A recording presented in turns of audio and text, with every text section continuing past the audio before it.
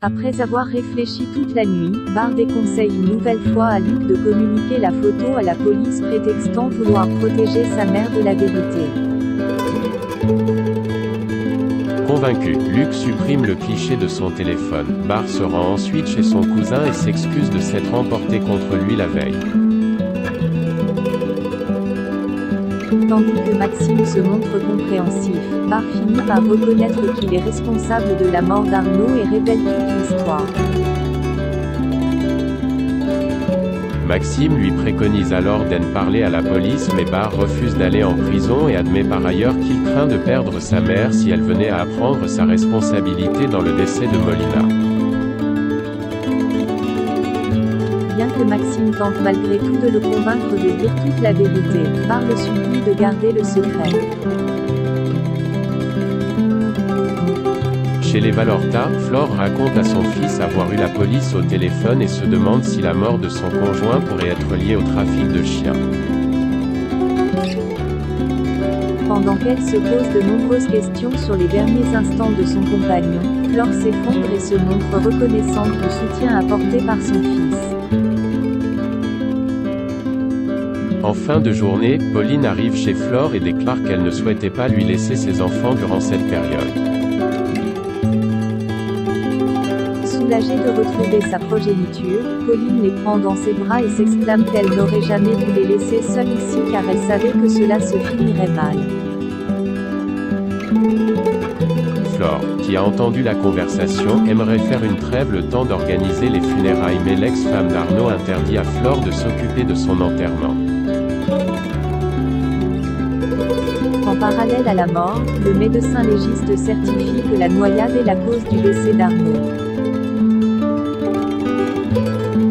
Cependant, Mike ne confirme pas la thèse de l'accident puisqu'il a constaté un éclatement de la rate lié à un choc violent.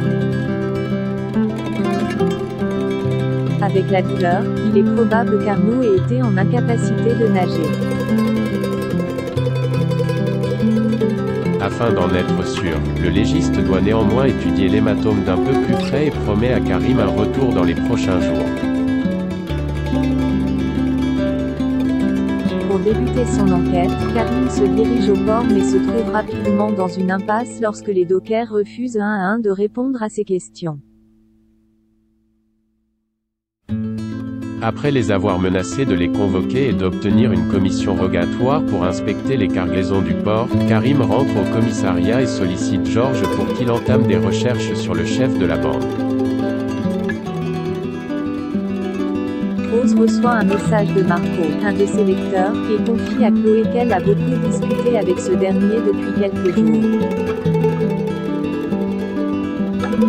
Tandis que Chloé cherche à savoir ce qu'il se passe entre eux, Rose révèle qu'il s'agit d'une relation purement intellectuelle sans ambiguïté.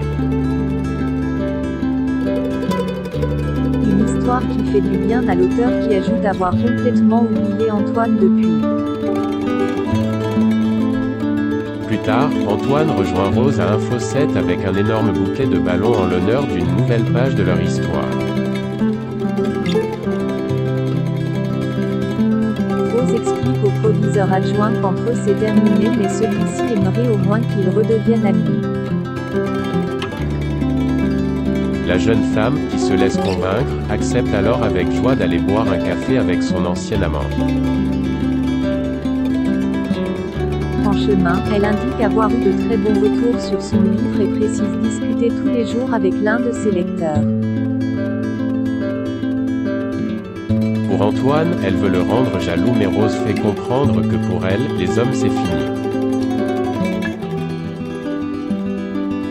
En rentrant chez lui, Antoine rapporte à son fils son entrevue avec Rose et le fait qu'ils soient désormais amis. Suleiman a beau faire part de son mécontentement, Myriel prévient qu'il ne tolérera pas qu'il s'en prenne une nouvelle fois à elle. Après avoir dit tout ce qu'il pensait de Rose, l'adolescent jure de quitter la maison si son père la ramène. Antoine répond qu'ils sont tout simplement amis puis emmène dîner son fils au Spoon. Bien qu'il Jules est promis à sa mère divorcée, Jules exclut de cohabiter avec Martin. Ne voulant plus s'empêcher de vivre en raison des états d'âme de son fils, Virginie ne lui laisse pas le choix et indique qu'ils emménagent le jour même. Au pied du mur, Jules affiche son désaccord et assure qu'il fera tout pour pourrir leur vie. En fin de journée, les Corca arrivent chez Martin. Alors que Jules est glacial, l'avocate essaie de détendre l'atmosphère et précise qu'ils lui ont acheté une console. Mais rien n'y fait, Jules s'en mord. Lors du repas, l'adolescent se lève de table sans débarrasser. Sa mère le sermonne mais le garçon prétend être fatigué et ajoute que Martin se fera un plaisir de le faire à sa place. Conscient que Jules a besoin de temps, Martin dit à sa compagne qu'il est déterminé à montrer qu'il est de bonne volonté sans pour autant se laisser faire.